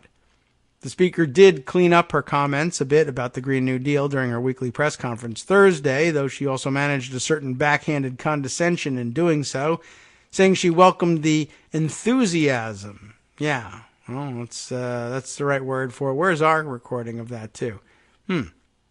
That's supposed to be a lot easier to access. I must have moved it. There it is. Enthusiasms. To the other side of the... let me move this over here. Maybe that way it'll be easier to find in my sound effects board. All right, so she welcomed the enthusiasm of the Green New Deal as well as the other proposals that are out there. Are there any? I don't know. Meanwhile, progressives have gone out of their way to stay aligned with Pelosi. She's the Speaker of the House. Good idea. After the Select Committee on Climate Crisis didn't get the subpoena power progressives wanted, most liberals stayed quiet about it. When Ocasio-Cortez was asked why she didn't join the committee on Thursday after Pelosi invited her to be on it, and by the way, that was not the first report on those things. Let me pause for a second. I'll read this. When Ocasio-Cortez was asked why she didn't join the committee, the New York lawmaker said it was because she was busy with her other committees and she didn't mention the lack of subpoena power. So I guess that's the second pass at trying to make this into a controversy. The first pass was, can you believe it? The new select committee membership has been named, and Pelosi snubbed Ocasio-Cortez and left her off. How dare she insult progressives in this way? And then they asked Alexandria Ocasio-Cortez for comment, I guess, about it, and she said, oh, yeah, no. She asked me, did I want to be on it? And I said, no. Oh, now maybe that's not true, or maybe that's not exactly true. I don't know. But that diffused the storyline. They didn't know what to do with that. So I guess the new pass at it is, oh, well, she only said she didn't want to be on it because it doesn't have subpoena power. Maybe. But it's like, we got to have this controversy. And it could be that she's serving on other committees and would rather spend her time there where she does have subpoena power and may come at the Green Deal from that angle. Remember, one of the interesting things about the breadth of the Green New Deal vision is that it's kind of all-encompassing.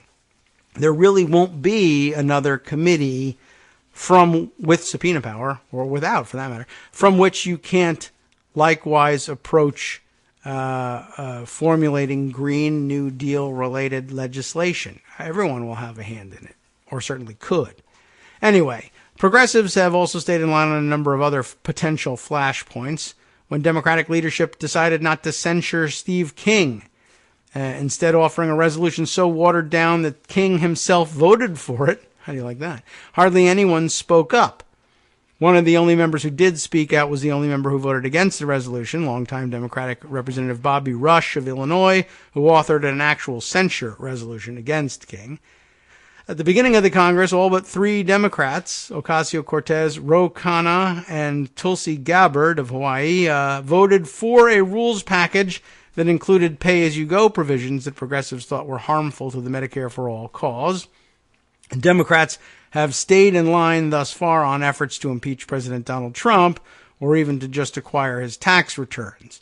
But Pelosi owes much of her power to progressives. They never made an issue out of the California Democrats' history of taking corporate PAC donations, because that would be uniquely dangerous for them probably. And Pelosi quickly locked up their support during the speaker's race, even though high-profile Democrats like Ocasio-Cortez had initially wavered on Pelosi. This makes no mention of the fact that no serious, progressive-friendly alternative was provided. But okay. With the more liberal wing behind her, Pelosi was able to define her opposition as a group of white moderate men, which in turn put pressure on those Democrats to get behind her. In other words, the truth outpoliticked them. Obviously, the ability to frame issues so shrewdly is part of Pelosi's power, but she often has such a strong hand because Democrats stick together. During the shutdown, there were hardly any Democrats demanding that Pelosi move away from her original demand that there be no money for a border wall. Again, progressives were key in making that the default Democratic position, though Pelosi also won, so what, because she was able to keep every other Democrat in line as well. So in other words, we're even complaining about when progressives are able to force Pelosi to argue their position in direct confrontation with the president and win. It's still a bad thing because reasons. I'm not buying it, obviously. But at what point do progressives start taking Pelosi's shots personally? When can we see this fight? When do her efforts to protect vulnerable Democrats from a truly liberal agenda become a problem? And when are progressives going to demand more from their leadership than some placating hearings or a toothless select committee? I would suggest perhaps April. I mean, Congress has been in session for like 2 seconds at this point, and most of it was during a shutdown. For now, progressives look interested in playing the long game. Probably true. Knowing that none of the bills that they really want to pass will become law with Trump in the White House and Republicans controlling the Senate. Progressives seem to have taken the view that even voting on their dream legislation would do more to divide Democrats than to advance their cause. Maybe. I don't know if that's the decision. Jayapal, the lead author of the Medicare for All bill, told HuffPost on Wednesday that she does have commitments to get hearings on her measure, starting with the Rules Committee under the control of longtime liberal champion Jim McGovern of Massachusetts, and then moving to the Budget Committee. She hopes to eventually get hearings in the Energy and Commerce Committee as well as in Ways and Means, but she hasn't asked for a vote. You could say the same about the Green New Deal. While Democratic lawmakers made a big show of their Green New Deal rollout on Thursday, last week, the legislation at this point is just a non-binding resolution with principles for future legislation. It's a plan to come up with a plan, and it may never get a vote either. But again, I think in my analysis of the thing, not an awful way to start, because at this point, it's an invitation for everyone to participate rather than a set of diktats from Alexandria Ocasio-Cortez or some other quarter, which probably wouldn't go over very well. Actually, probably a pretty savvy move to simply say, here are broad goals. Let's hear what you have to say about it. In fact, I think she was quoted the other day as saying, you ought to think about the Green New Deal proposal that's on the table, this resolution, as a request for proposals, an RFP, asking members of Congress, how do you think we ought to get to these goals? And I thought that was a pretty a reasonable way of approaching things. Anyway, so it continues here. Progressives aren't complaining. They're not slamming Pelosi, and they're trying to focus on where there is consensus, like on shoring up Obamacare, lowering drug prices, and building initial support for their environmental legislation, which I think is really built into the name. We've forgotten about. I guess since incrementalism has gotten such a bad name, as Greg admits, how that got to be the case among progressives. I mean, I guess because incrementalism really meant making no progress whatsoever. The increments were so small that there wasn't any progress to be had. But why progressives aren't interested in simply making and locking in progress, even if it's in small bites, I don't know how that's incompatible. Okay, so where were we here? And Pelosi may take an occasional shot or let them down legislatively. They're not airing their grievances publicly, at least not yet. Asked for a comment about this story, Pelosi's Deputy Chief of Staff, Drew Hamill, offered, "We agree with Congresswoman Ocasio-Cortez that the caucus will not be divided by whatever narrative." Leadership is also looking to stay on the good side of the progressives. Oh no, they're trying to do that. How horrible. Despite the occasional slip of the tongue from Pelosi. "What we all want is to get something done," McGovern told HuffPost on Thursday, and I think we want to move the ball forward. We don't just want to do press conferences. I mean, we want to achieve change. And apparently this is a bad thing. I don't know. Yeah, so it seems to me like they're just spoiling for a fight when one is not yet necessary. And maybe they just want it for the sake of the fight to look like they're fighting progressives. But I don't know what it yields, and I'm not certain it's a wise choice. Let's see. Oh, let's add this one to the mix just before diving into the any other story. Rebecca Romans sending us this tweet from Jed Sugarman. Who's Jed Sugarman? Let's open up the tweet and take a look. Oh, we're going to have to do this first. A professor at Fordham Law teaching torts, which is boring as hell. Probably not with you, though, Professor Sugarman. And con law, more exciting, I think, for the rest of us. All right, so let's take a look. What's Jed Sugarman saying here that Rebecca has sent us? Qatar, the country, now says it unwittingly, and that's in quotes, bailed out Jared Kushner and his 666 Fifth Avenue disaster. Excuse me? Many of us have been explaining for a year how Qatar has been bailing out Kushner. The question is why Qatar is admitting it now, but spinning desperately. What news is coming? And it looks like we're on to a thread here. How long is the thread? And then we can, oh my goodness, it's quite long. Are we going to be able to turn to the article that they're talking about? Because I'm just curious. Maybe he explains it here. Let's follow the thread. What do they mean unwittingly? He attaches a Reuters tweet, which attaches a Reuters article. The tweet reads, exclusive, Qatar is attempting to keep tighter control of its investments abroad after finding out it may have unwittingly helped bail out a Manhattan skyscraper owned by the family of Jared Kushner. How that's unwitting, I mean, I thought the whole point was that they were quite witting about it. But it's interesting. I mean, we could consider that it might possibly be unwitting in the general spirit of our revised, pared down view of the Trump-Russia collusion question, that there might not have been tight plans for things so much as the idea in Trump's mind that he would make a lot of money if this tower got built, and he wanted to see that happen. And so he was just going to continue. He was going to be very nice to Putin and accommodating of Putin in the hopes that he would make all this money. On the other side of the deal was Putin and the oligarchs saying, well, as long as he has to be nice in order to get this money, let's leverage the following things out of him. And it may never have been an open collusion of Trump saying, yes, I will give all of these things to Russia, so much as it is, I'll do whatever he asks as long as I get that building. Anyway, where do we start, says Jed Sugarman, with Qatar, Trump, and Kushner. The Steele dossier and Qatar buying 19% of Rosneft. December of 2016, the Saudi-UAE blockade. April 2017, The $184 million loan from Qatar backed Apollo to the Kushners. And Apollo, by the way, plenty of links among the Apollo personnel and other dirtier corners of Trump world.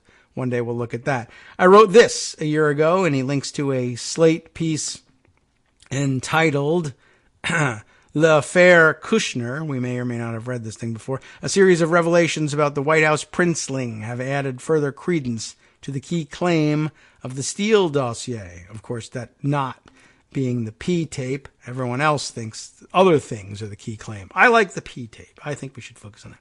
I don't know. Who cares?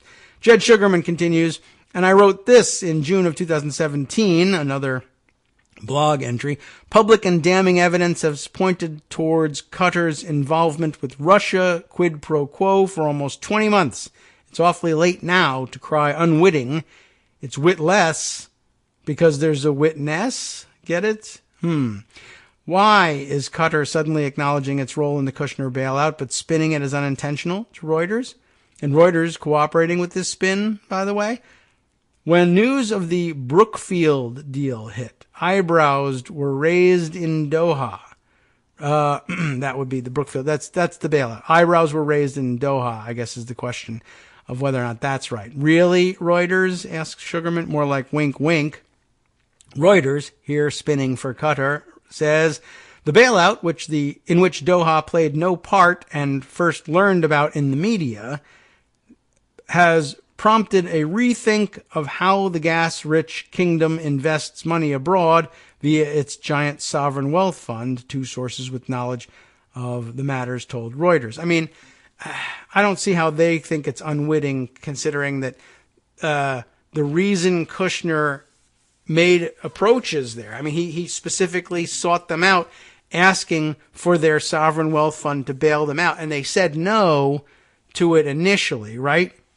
I guess the the confusion here is Qatar, I guess, says no as to bailing out Kushner from their sovereign wealth fund, but the sovereign wealth fund is also a major shareholder in Apollo, and Apollo bailed him out, and everybody sort of looked at that as, oh, that's Qatar pressuring Apollo to do Kushner's bidding and bail him out, which they felt constrained from doing directly with the sovereign wealth fund.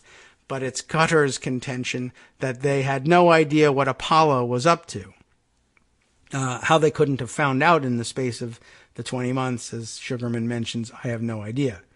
But the Kushner 666 bailout was announced in May of 2018. Around the same time, reports emerged of a series of suspicious meetings with Qatari officials in Trump Tower in December of 2016. Many of us connected these dots in the national media. Qatari officials started contacting me privately, Sugarman says. It's implausible that Qatar just passively invests billions with no information or influence in Apollo, I guess.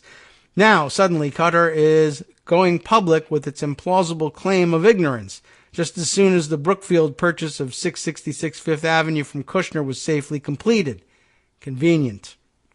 I put together a timeline of the Qatar-Russia-Trump dealings here, and there's a link to his blog, all based on public documents with links. Pay special attention to December of 2016. It seems unlikely that these many remarkable coincidences were unwitting. One possibility is that given the Brookfield purchase of 666 Fifth Avenue from Kushner, the aforementioned bailout, just closed about 3 weeks ago, Qatar had wanted to keep quiet until the deal closed, but now needs to spin its defense. Another possibility, Qatar knows bad news is coming. For example, Aaron Banco and Betsy Woodruff indicated that a Mueller report on the Gulf states' involvement, especially Saudi and UAE, plus Israel, is coming soon. Is Qatar worried about being implicated? A third possibility is that the Qatar Investment Authority is the mystery foreign-owned state corporation in the Mueller subpoena case. And Qatar knows it can't keep this secret forever. The QIA name doesn't always fit the redacted spacing, but who knows? Okay, that's just speculation, but okay. Look, it isn't every day you see this story. Corrupt nations' leaders tell global media company we accidentally bailed out the corrupt president's corrupt son-in-law after he pushed for us to be blockaded militarily. Something is up. I have proof that the government of Qatar knew these questions about their contacts with Trump and Kushner. On the same day I published my Slate piece on 3/2, I received the following email from the media attaché, government of the state of Qatar. I'm pasting to conceal names. Dear Jed, I just saw your story published for Slate. Please find below a statement regarding news reports that the state of Qatar has been in communication with the special counsel's office. Hope you can include my comments below. There's more. It goes on for a couple more tweets. We're not going to be able to fit it all in, but some interesting speculation about all of this. We're going to have to reconsider where Qatar fits into all of this. But first, it's time to hand you over to Justice Putnam, returning triumphantly with a new live West Coast cookbook and speakeasy coming up next. I don't know that it's actually live, but it's brand new, I tell you that. From Daily Kos Radio on networksradio.com. You have been listening to the Kagro in the Morning Show with David Waldman. All right, first up, David Price of North Carolina explains the contours of the deals that'll keep the government open, he thinks, and Homeland Security funded. ICE blamed the mass raids in North Carolina over the weekend, I missed those, on local police officers for not cooperating with the agency. And Denver teachers going out on strike now. Teachers everywhere. Keep it up.